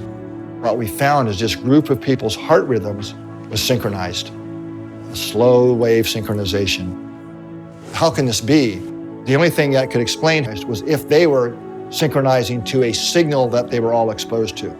And that turned out to be the resonant frequencies in the Earth's magnetic field. The next question was this happening globally? So we had groups of 20 people in 5 countries: California, Saudi Arabia, Lithuania, New Zealand, and in the UK. We had all the groups around the world do the meditation together at the same time. 15 minutes, the group globally became more synchronized in their local groups to each other, but they also became more synchronized to the Earth's magnetic field in a significant way. In fact, the data has even surprised us that we are far more interconnected and synchronized with the Earth's magnetic fields than we ever would have predicted.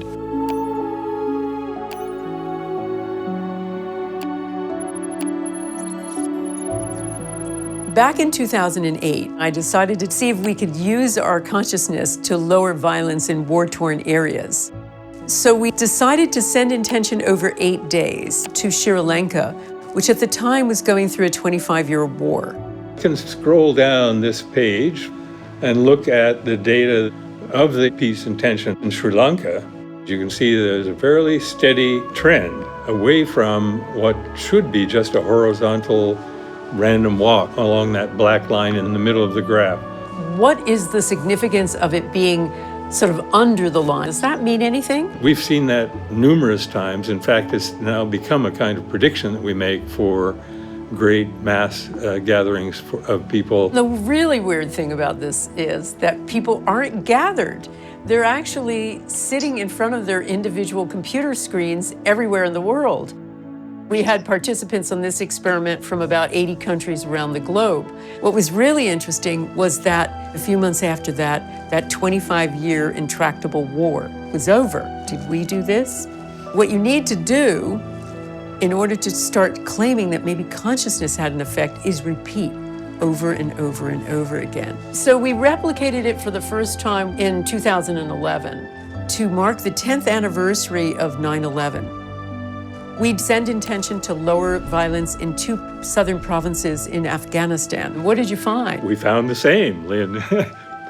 The data here, driven in the direction of negative going trend in both cases, the larger span of time and also the very concentrated, focused intention period. It was evident that violence in those 2 provinces had plummeted to levels that were far lower than before.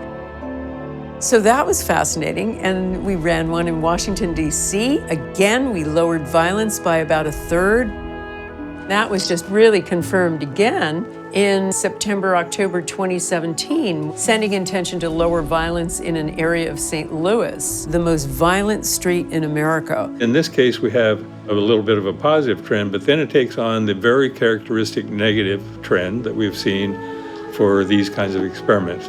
A professor of statistics, Dr. Jessica Utz from the University of California, she provided an analysis. Crime went up in 3 areas. The only thing that went down, and went down hugely, it was by 43% compared to the year before, was violent crime in our area of focus, Fairground.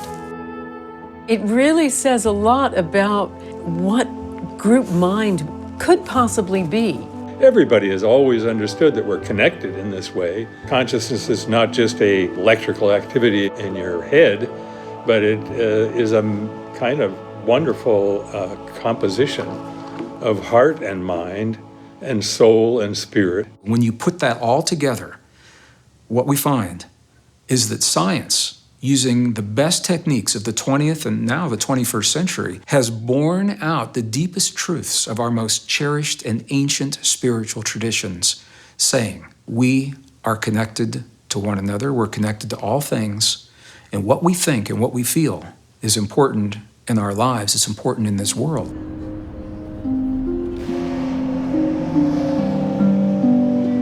During the last years, in the late 1980s, the Cold War When the two superpowers at that time, the former Soviet Union and the United States of America, they came this close to doing the unthinkable and to unleashing nuclear weapons upon this world and civilian populations in a way that we've never seen. And I found myself working in the industry, hoping that that would never happen. By day and by night, I found myself researching the ancient texts of our past, the Hebrew traditions, the Egyptian traditions, the Andean traditions, the Sumerian traditions, all of the ancient wisdom, because I believe that those who have come before us left us the key to prevent the war that so many people believed we will still have. For that reason, my journey has taken me to some of the most remote, isolated, magnificent, pristine, beautiful places remaining in the world today, in the monasteries, in the libraries, and with the shaman and the healers, where they preserved the wisdom that we're only beginning to understand.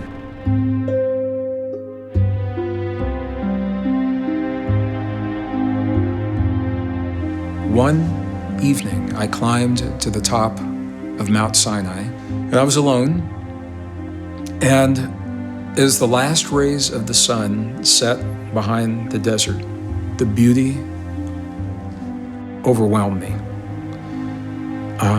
And this feeling welled up inside of me. I asked myself a question, and it was about my life and my role in the world. If I left this world in this moment, if I died now, and I looked back on my life and knew I could never come back, would I feel complete with this lifetime? And before the question was even finished, this feeling inside of me was screaming, no, I would not feel complete. That something I had yet to accomplish. And that day became the reference point by which I gauge every choice, every decision, every relationship, every job, every career, everything I've done from that moment, because a lot of beautiful opportunities crossed my path. They're all beautiful, but which one will help me get closer to my yes?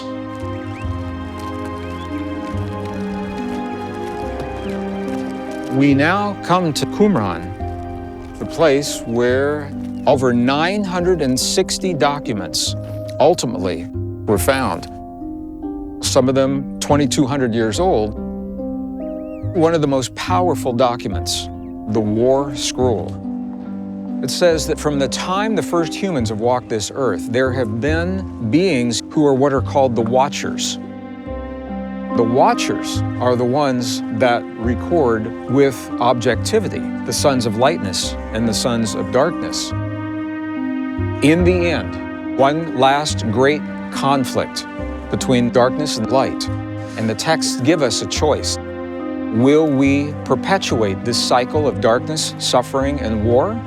Or will we wake up and choose a new cycle, a cycle of peace and cooperation? They always give us a choice. Will we choose peace?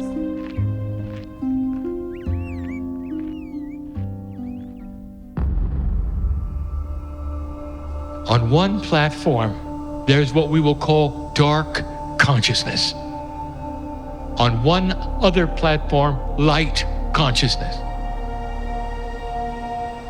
2 years, we told you, be ready for the dark.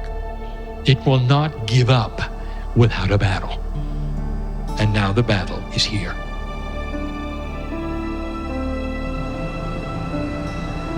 It's all over the news.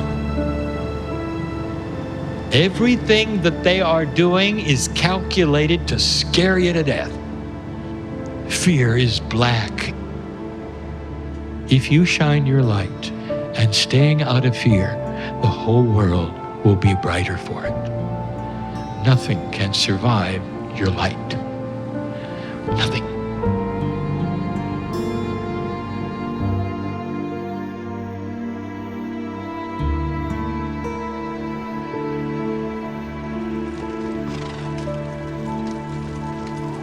The evening is here. Not too far away is the Dead Sea. The breeze blows, the chill of the air is coming. We sit in a profound place, an ancient place. For me to give this the final message of the Israeli series. Have you ever wondered, Jew, what is the anti-Semitism about? What would create this? The conquerors would turn their eyes upon you and wipe you out, destroy the temples, or try genocide. Listen, Israeli. This is your field.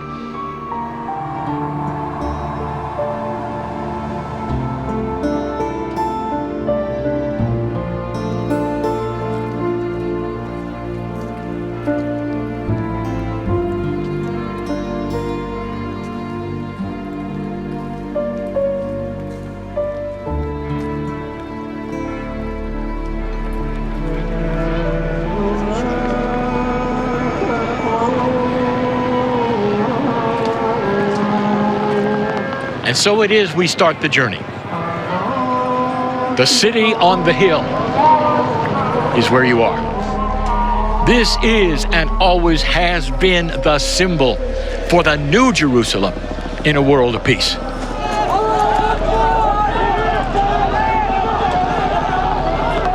I got 3 different cells, and they're 3 individuals. One individual is Muslim, another individual is Jewish, another individual is Christian. Where's the difference come from? The difference is programming. Why is it important? The source is the same.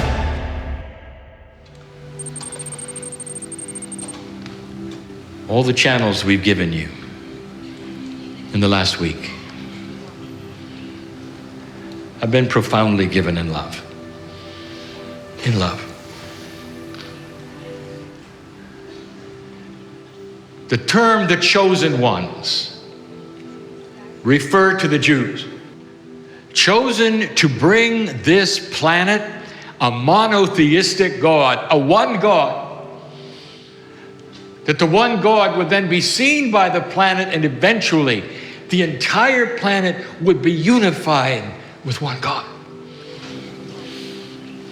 But you're not done. And the next part is as hard as the first, because it is planetary as well. Dear ones, listen clearly. You are chosen to bring peace here. When will they say it's going to be so difficult? It's not just us, it's them. The situation is more than difficult, it's untenable. There is no solution that you can see. But there is. And you do it with consciousness. That's what you're chosen for. The hardest thing the planet will ever see. Peace in the region.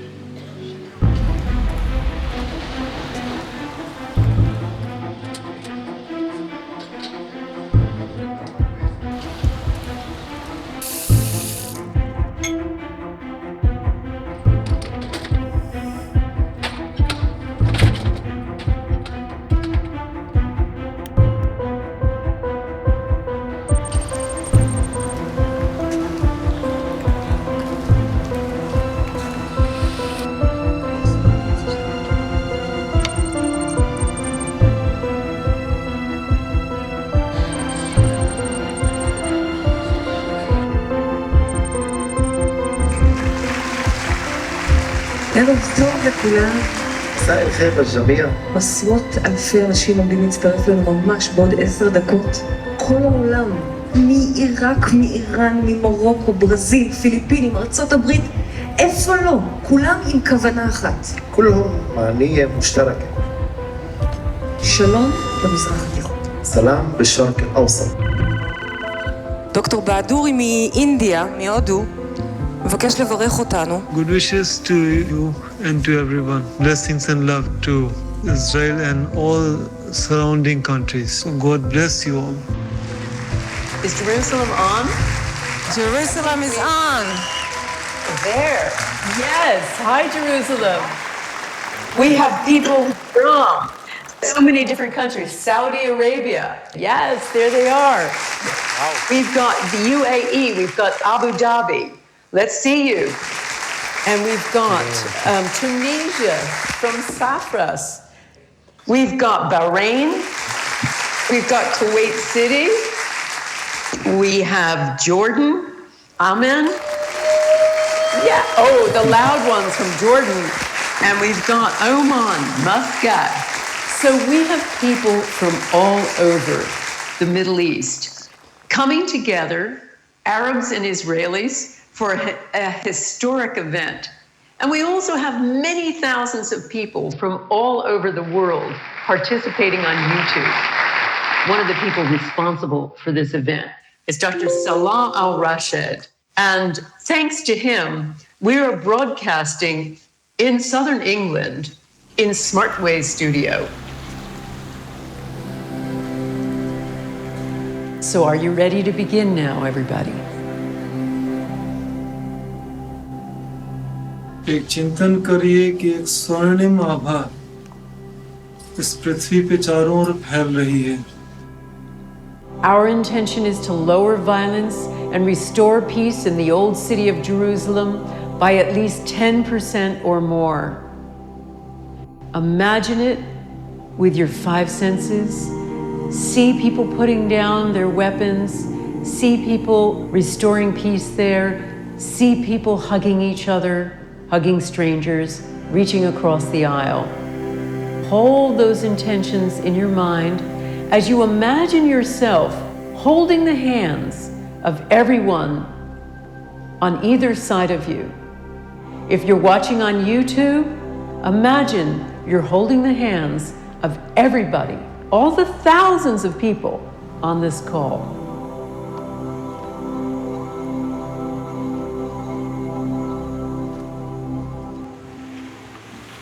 Can you feel the connection?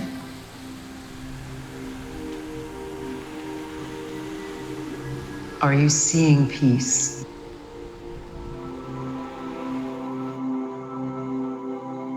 In your own time, open up your eyes and come on back into the room.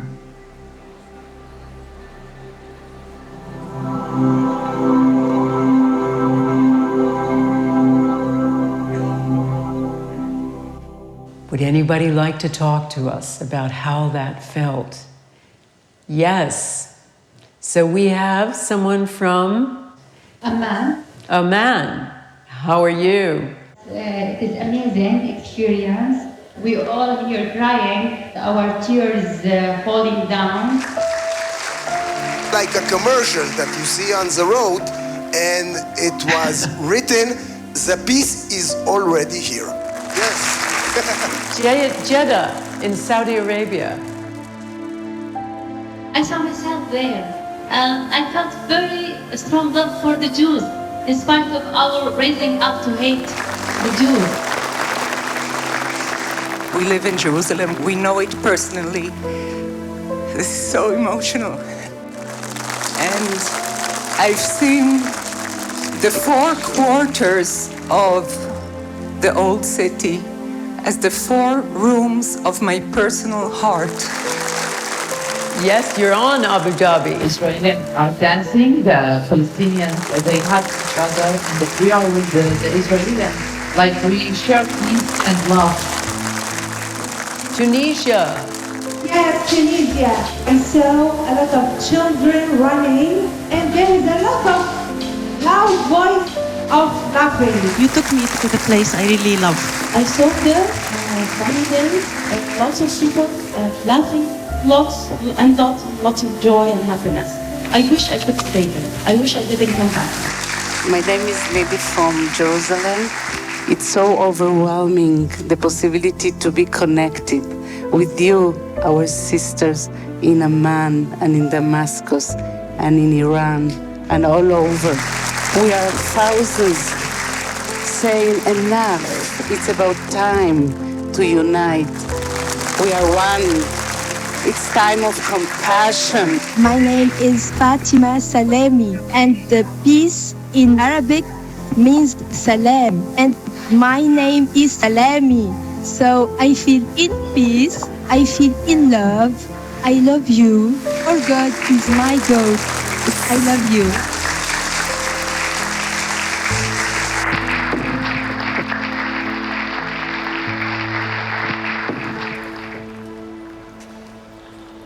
I was unable to come here, so I asked my son to come to Jerusalem and to have this measurement.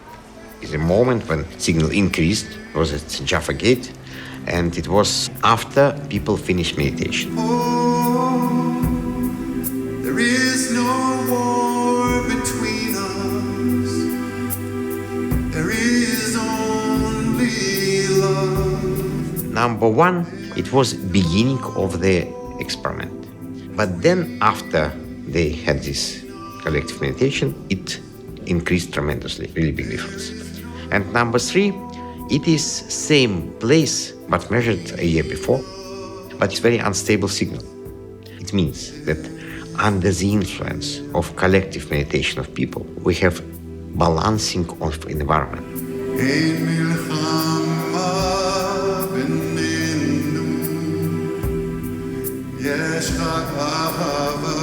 What did the water respond? We had 5 sets of readings. Baseline, the water that just comes out of the tap. You had expansion, a contraction, bigger expansion, shrinking again. Inconsistency. The meditation began. Suddenly up, suddenly down, suddenly shooting up and going down. The water, when the experiment ended, various levels of spikiness. After the meditation was done, everybody shared their heart. Tears came out, deep compassion, deep love. The luminous quality of the water was the brightest, consistent, harmonious, and symmetrical. Woke up in the morning, there's various ups and downs. It went even lower than the baseline. And why? This water received all this love, and all of a sudden, c'est la vie, everybody is gone. I would like to ask you something, to sing the next lines with me. In the honor of that, here in Jerusalem and here in Israel, there is more than one language. So I ask you to help me sing the next lines.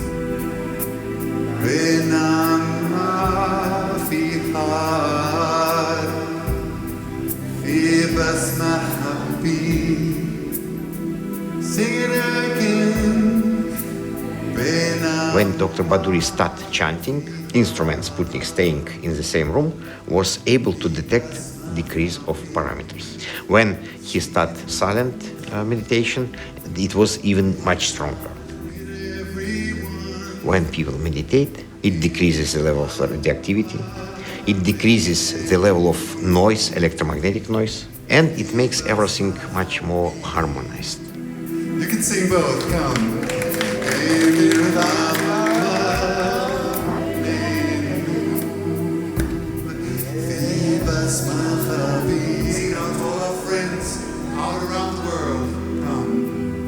We looked at the data. It consists of 32 instruments placed all around the world, mostly Europe and America, but some in Australia, some in Japan.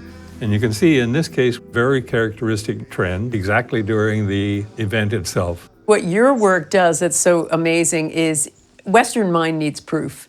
When we do the statistics, we gradually gather 500 experiments into one composite database. And when we look at the statistics for that, the departure from what's expected for random number generators is what the physicists call 7 sigma. The chance of that happening is 1 in a trillion. It's basically a way of saying that we're pretty sure there's an effect. The charts and the graphs can show the field is real. It exists. I want to take you the rest of the way. You look into the eyes of the infant for the first time. What do you say? Mom, what could you say? What could you say? I'm going to be with you all your lives. I'm going to protect you. I'm going to love you. There is no measure to this. There's no measure. Emerging from you, life, put on your chest, open its eyes, and there he or she is. Oh.